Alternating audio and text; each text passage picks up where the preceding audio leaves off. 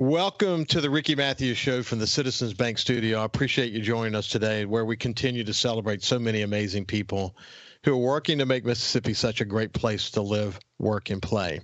You know, if I go back in, say, the last couple of months, some of the more profound conversations that I've had on this show, I had a really, really special conversation with a young woman named Emma Benoit. And my friend Paige Roberts, the executive director of the Jackson County Chamber, joined me for that conversation. Emma is a suicide attempt survivor. It's hard to actually put survivor and suicide in the same sentence, to be honest with you. But as Emma explained to us during that conversation, that oftentimes they're not trying to actually kill themselves; they're trying to relieve the pain.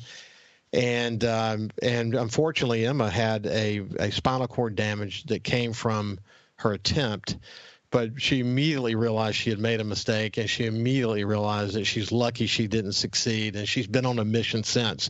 And it was just a very, very special visit. And Emma was actually going to join us today, and we'll have her in the next week or so to come back. She's not feeling well today, but I have my friend Paige Roberts who's going to be joining us. And, well, first of all, let me just bring Paige in and say, first of all, good morning to my friend Paige. How you doing, Paige? Good morning, Ricky. I'm doing well, thanks. Well, listen, I have to thank you and Singing River Health Systems and a group of community partners that had come together as a result of the string of suicides that happened in Jackson County. But that story that's specific to Jackson County that caused your local community effort is unfortunately familiar to a lot of counties and cities across the state of Mississippi. And since you guys started your sort of concentrated effort around this, you've inspired us at SuperTalk to get involved. And we're going to launch a statewide effort with your involvement, with Emma's involvement, and others. And we're excited about that. We'll talk more about that as we go forward. But you guys have been learning fast, and you've learned some tactical things that needed to happen pretty quickly, and we'll talk a little bit about that here in just a second. There's some longer-term things we need to think about. There's a role for the legislatures. There's some advocacy that we all can work together about. We're relatively in the early stages in terms of the long-term and how all these collaborative efforts across the state of Mississippi can come together. But there's a lot to learn already based on your efforts in Jackson County. So for people who missed that conversation with Emma, why don't you talk a little bit about how you came to know her and the tragedies that sort of repeated themselves in Jackson County that inspired the community leaders of Jackson County to come together? Sure. A couple years ago, we heard about a young man, an 8th grader, even in the East Central community, one of the unincorporated areas of eastern Jackson County. And he told his dad that he'd had the best day ever and went upstairs and hung himself. He was an athlete. He was just a lovely child, as most of them are.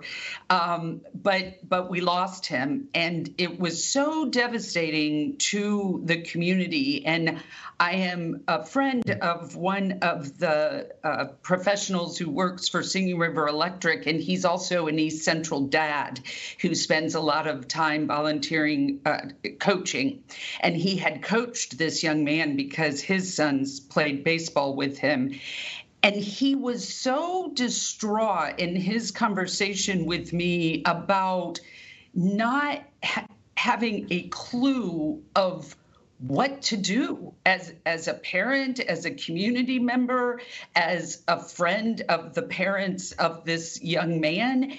And he said something to me that struck me, and it was, he said, Paige, I have never had any depression or mental health issues of any kind, nor has anyone really in our family that I know of. And I just thought that was struck me because I have and do, and I just guess I kind of figured that a lot of people knew the challenges or knew the resources or knew what was there or what wasn't there, and he didn't. And that's what started several of us talking about this. And then, sadly enough, we had an 11th grader the next year.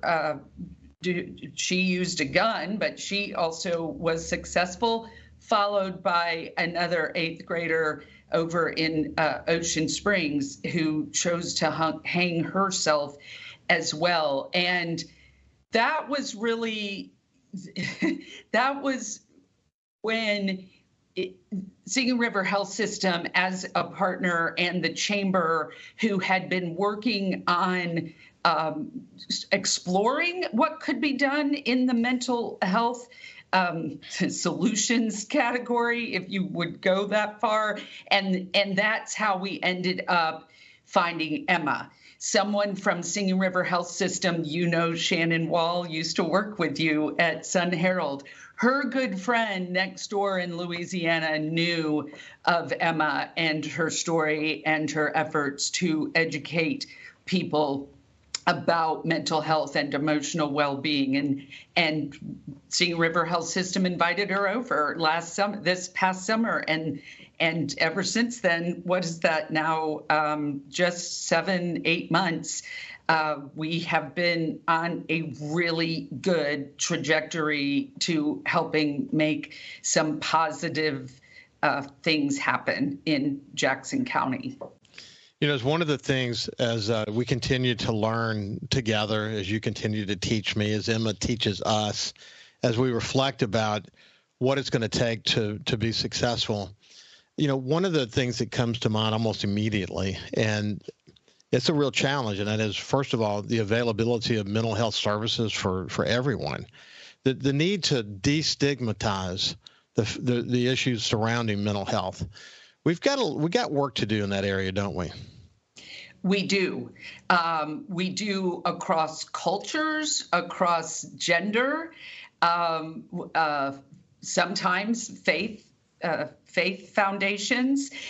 There can be some real false thinking about mental health. I personally don't even really like to use the phrase mental health, because I think it conjures terms like schizophrenia and bipolar disorder or simply crazy, whereas really it's about emotional well-being and how do you feel about yourself and the world you're in. For those who have been able to watch Emma's documentary, which can be found on pbs.org, called My Ascension, she talks about how she just came to this decision that the world would be better off not having to worry about Emma Benoit. If Emma Benoit just disappeared off of anyone's burden plate, that would be the best thing for everyone. And that, of course, is an example of our own mind lying to us. And some people, of course, do believe spiritually that is Satan talking to us. And when we believe it and go down the path that Emma went to of getting a gun she knew her dad had and shooting herself in the chest with it in her bedroom, like you said, she regretted it immediately. And I think just through the grace of God, Emma survived, and she is really changing lives. And the greatness that can come out of this, if we can just get to these people, especially these young people, to say, it's not always going to feel this bad, and this is a very permanent answer to a very temporary feeling and experience. That's where we're trying to go with all of this. What is unfortunate, but I think this is the reality of something like teen suicide. It's hard to contemplate it. It's better for too many people to be out of sight, out of mind. But we have to be very legitimate about how we focus on it. I love the way you say that, actually, that it's more about sort of emotional security. It's about sort of your emotional state, and not necessarily about mental health, which does actually conjure up some negativity surrounding it, unfortunately. And that is cultural as well. But what we learn when we start to think about this is that there's more we can do on the state level. There's more we can do on the local level to focus on not only these services that can help kids, but also just to talk very specifically about various elements of a suicide prevention program in schools and in the community. And so, I mean, you had to get it from the out of sight, out of mind place and bring it to where it's painfully something to contemplate, but at the same time, to focus on there's a lot of positive outcomes that can occur if we just go at it harder. And that's what's happening now in Jackson County, and that's what we hope to bring in the SuperTalk Mississippi conversations. When we come back, we'll continue this conversation with Paige Roberts. Welcome back to the Ricky Matthews Show from the Citizens Bank studio. I have my friend Paige Roberts, who is the executive director for the Jackson County Chamber and a community leader, and someone who's working with a collaborative group of organizations and companies in Jackson County focused on reducing teen suicide as a result of their recent experience around that. And, what we know for sure, Paige, is that I say our communities will save young people as a result of a very legitimate and focused effort where we talk about it openly and honestly, and we address it directly. We will save lives as a result of that. And you guys, the more you focus on the ground, the more you realize that. And so much so that this thing has continued to evolve and is actually working toward a mental health summit that's going to take place on February the 23rd. So why don't we talk about that, excuse me, and then we'll come back actually and zero in on something that really evolved as a very substantive thing that can be done called Hope Squad. We'll come back to that in just a second. But this healthcare leaders coming together in coastal Mississippi is a really important meeting on February the 23rd, isn't it? It is, and it will begin with breakfast at 7:30 in the morning that Friday, February 23rd at the Hard Rock Casino. It is an event hosted by Singing River Health System. The last couple years, they have done this event, and it has focused specifically on women's health. They had a great title for it, What the Health? And it was a good time. Always emceed by Jackson County District Attorney Angel Myers-McElrath, who you have had on this show, Ricky, and she will be emceeing and sharing her story as well, which is also one of resilience and deep faith and survival, even in the face of great grief. But yes, Singing River Health System has invited Emma, as we mentioned before, the suicide attempt survivor who is 23 years old, is now in a wheelchair after shooting herself 7 years ago, and just phenomenal. So she is the keynote speaker, but they have also put together a panel of professionals, medical experts. One is in women's health.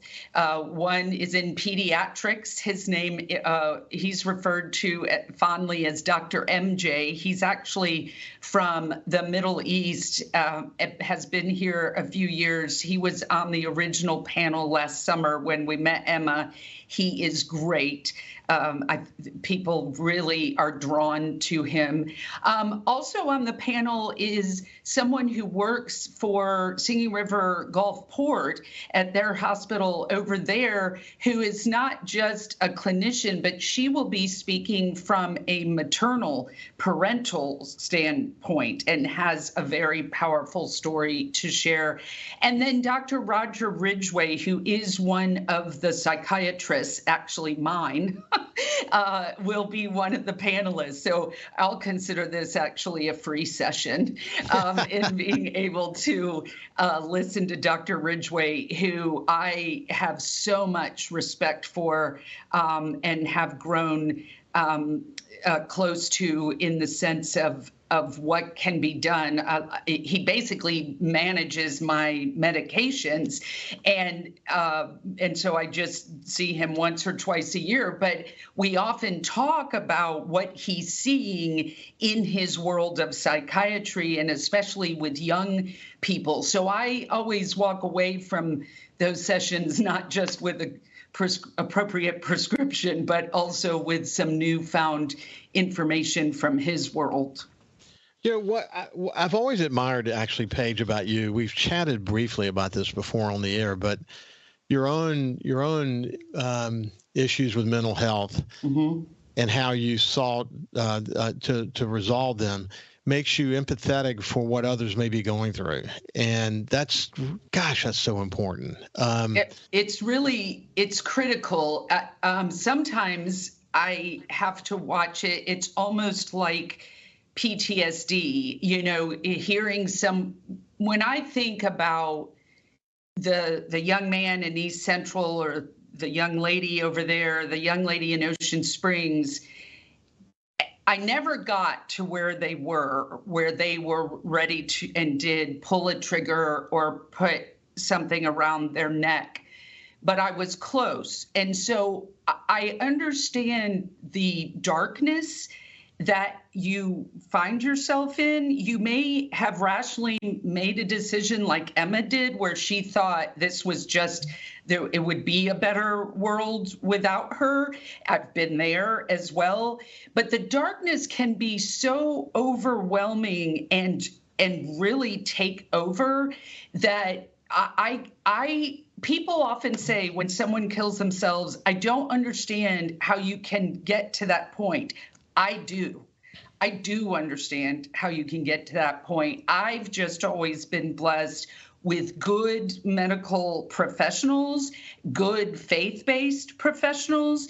And in March of 2019, I went to a week-long program just outside of Nashville called Onsite. And it's all what I went to was very intensive therapy, but it really focuses on that we are not human doings, we are human beings, because a lot of my issues stem from perfectionism and identifying myself with what I do.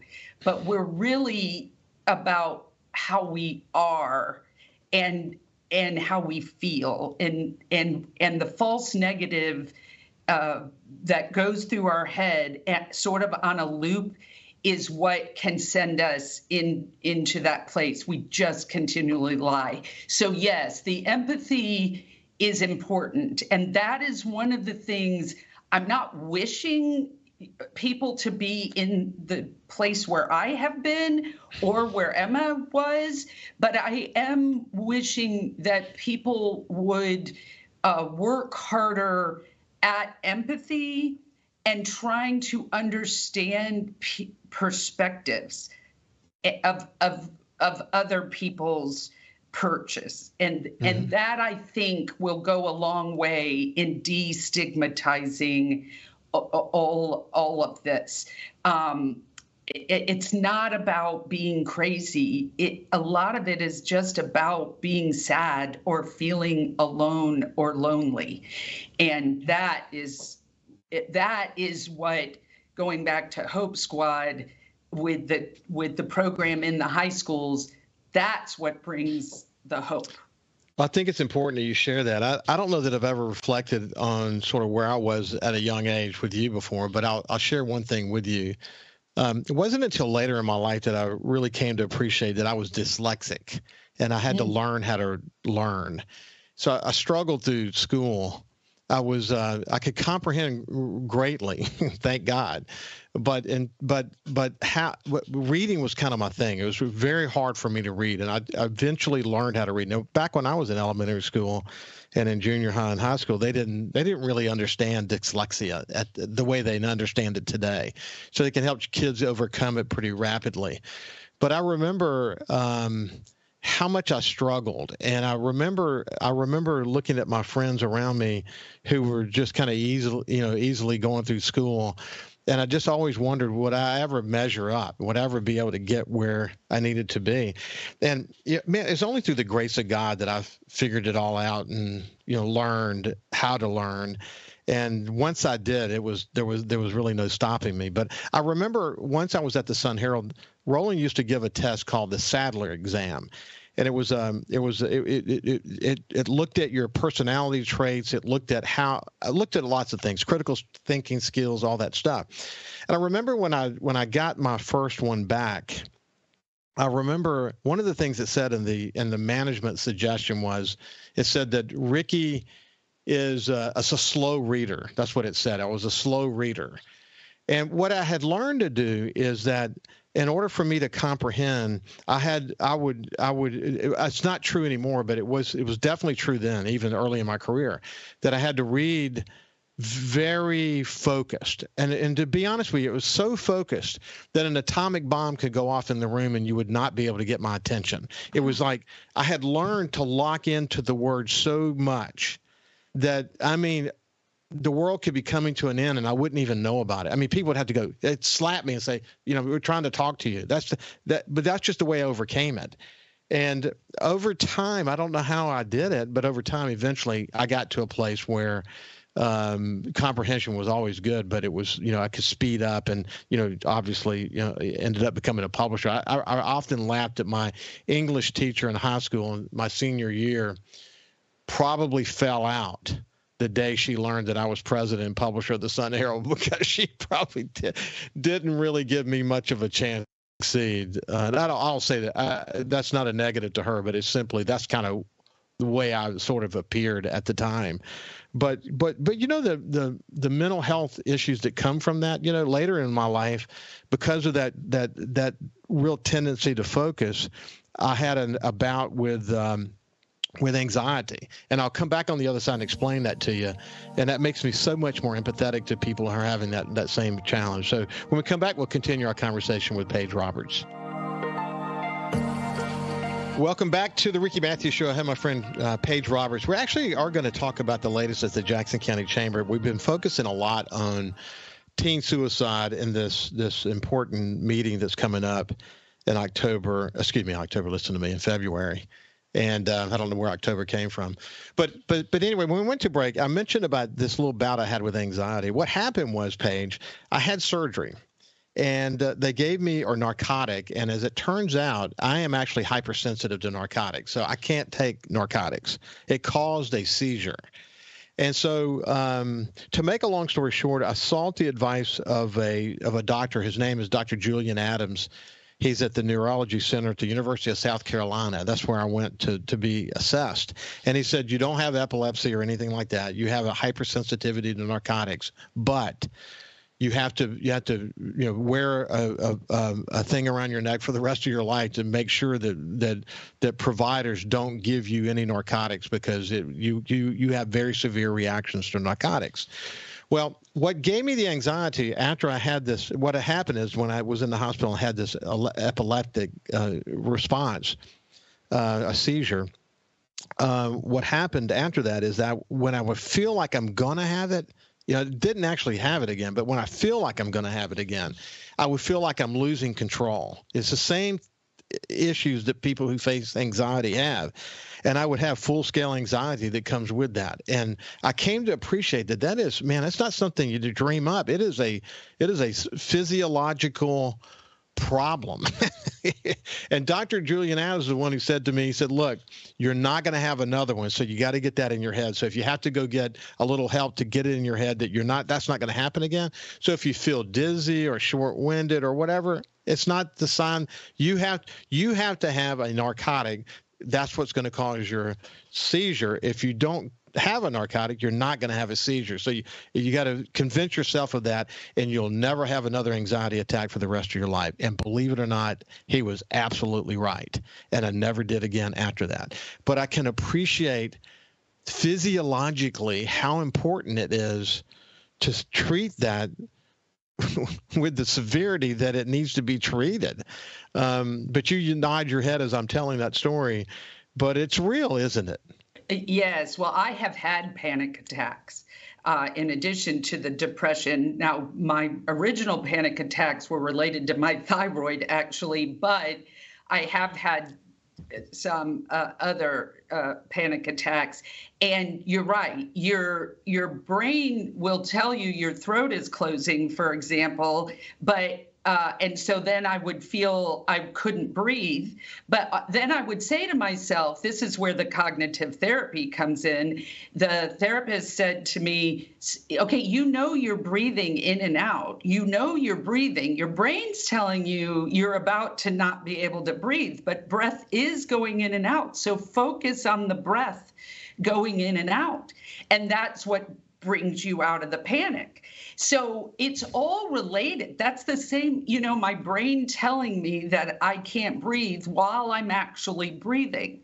And that's why I have practiced yoga now for 7 years. And concentrating on your breath is a big part of the yoga practice.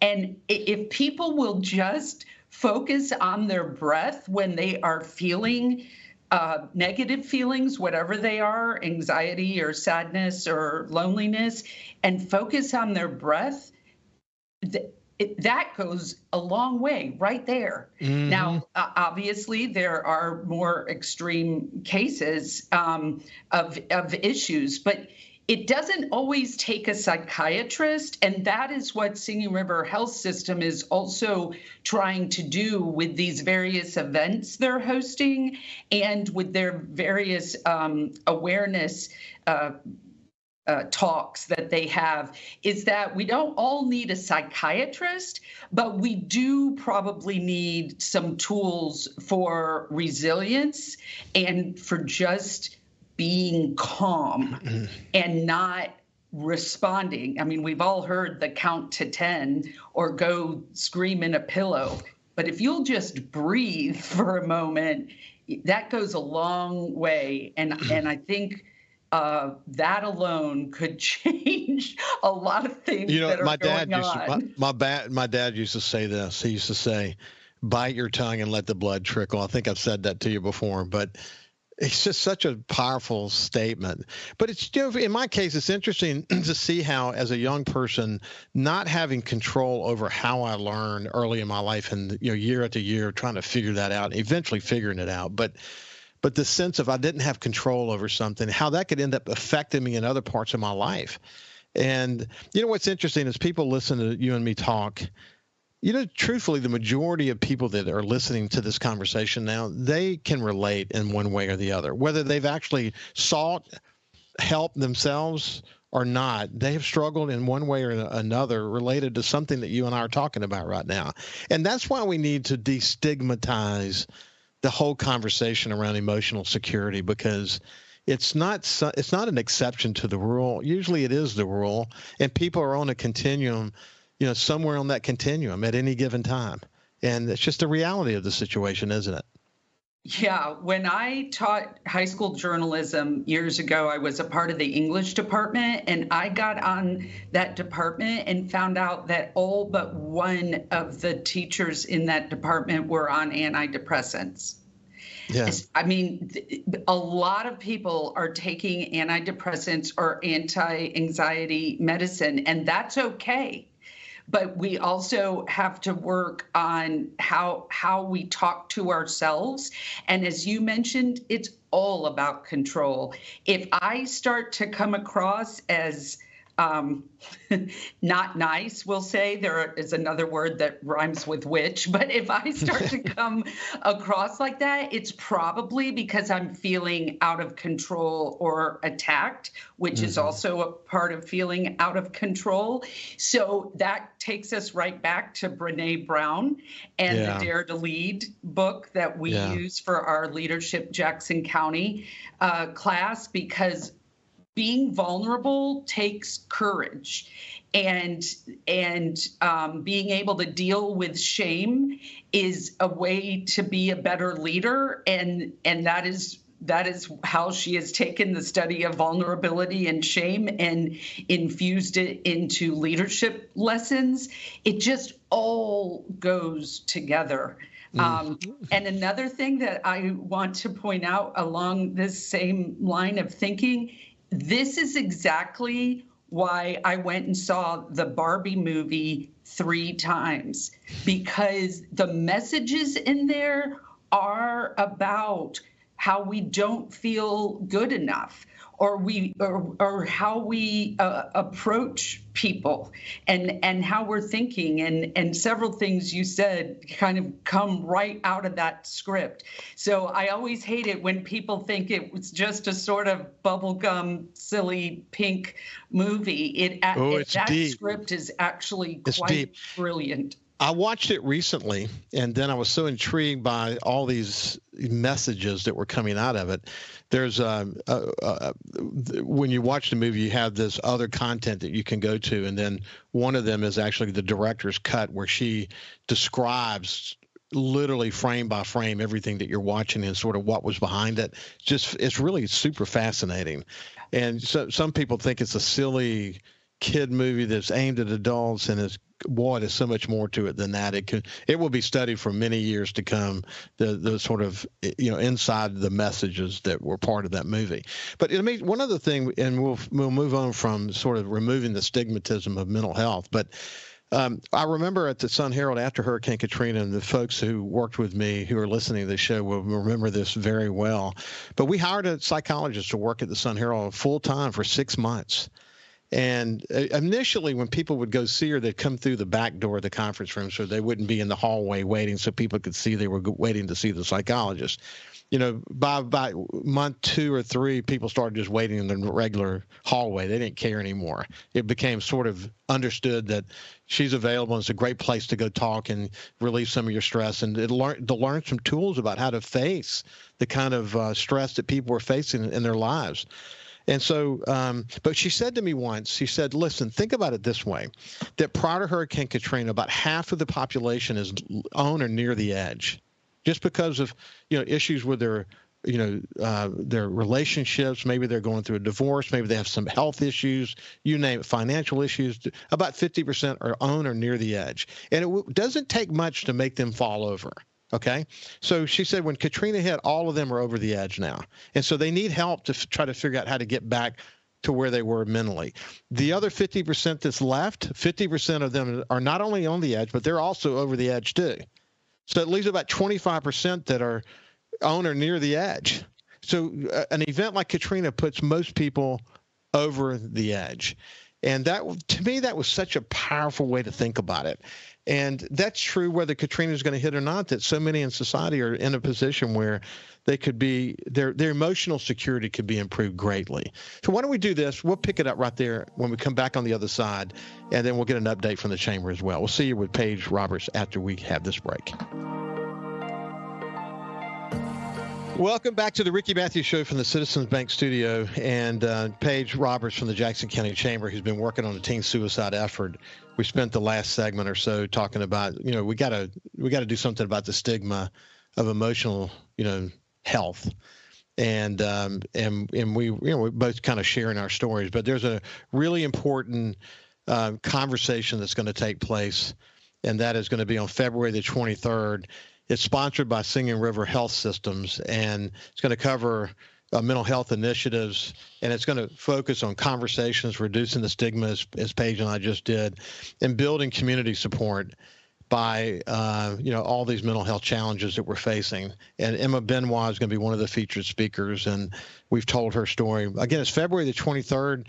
It's going to be at the Hard Rock Hotel and Casino in Biloxi at 7:30 a.m. Starts with a breakfast. The panel conversations start at 9. It's $25 tickets. So I would encourage you to look it up and get your ticket and participate, especially if you're involved in a volunteer effort, a community organization, a company that really wants to contribute toward this conversation. There's going to be a lot of collaborative conversations taking place as we work together to make our community healthier. That's something we really need to focus on. So anyway, Paige, I appreciate you keeping the focus on this and for agreeing to work with us at SuperTalk Mississippi Media as we launch a statewide effort, thinking about how we can advocate for all the kind of efforts that need to take place that will ultimately reduce teen suicide. And one of the first things that I think they're going to do as a project is really put the data around how much of a problem is teen suicide in Mississippi, and we'll be working on that as well. So anyway, before we get, this is the final segment of our time together, why don't you give us a quick update on what you've been involved with at the Chamber these days? Well, a lot of what we just talked about is what we're involved in. We did identify healthcare and mental health care as one of our policy issues 4.5 years ago when I came to this position. And so we are excited about the opportunity to do something tangible here in our partnership with the health system, but also with working with this 4 school districts in Jackson County to get Hope Squads in our schools, both at the middle and high school levels. So we're working on that. Of course, we have our industrial trade show that comes up every year, and that will be in May and takes a lot of planning. I just gave another tour of downtown Pascagoula. The revitalization effort continues there, and a couple gentlemen were interested in looking at some possible properties in Pascagoula. We have our area councils. I've just come from Moss Points and heard from the mayor about his downtown revitalization effort in downtown Moss Point. And, we can never say enough about Mayor Billy Knight's leadership and what the River City is experiencing because of it, and all of the citizens that are supporting those efforts of progress. And so that's exciting. And we're working on tourism efforts as well. As you know, I also serve on the Coastal Mississippi Tourism Board of Commissioners, and we're touring some guests here in the eastern part of Jackson County as well for that. So, what I like is that there aren't a whole lot of efforts going on that are meant to help our Jackson County community thrive, that the Chamber isn't a part of it at some level. As you know, the One Coast Awards that we do jointly with the Gulf Coast Chamber in Harrison County and the Hancock County Chamber, the One Coast Awards have closed for nominations, and the applications are coming in for that April program, and we're excited about that. And then lastly, and I'm sure we'll be talking about this many more times, but we are a part of a new Gulf Coast Chamber network of chambers across I-10 from Texas to the Florida Panhandle.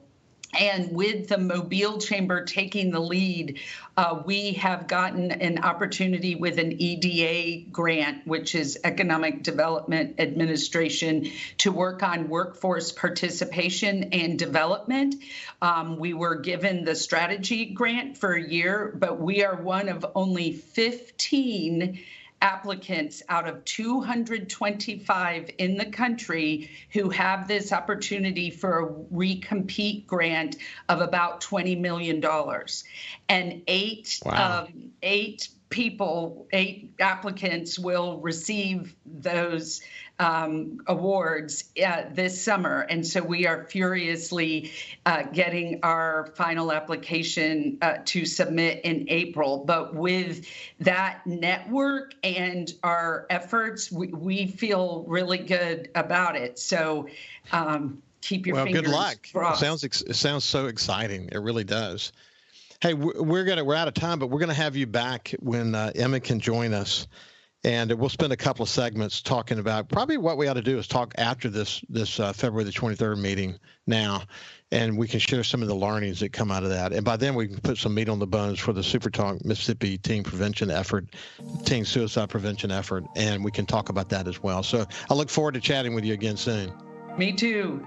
It's been a pleasure. This has been my friend Paige Roberts from the Jackson County Chamber. Listen, have a great day, and we will see you tomorrow.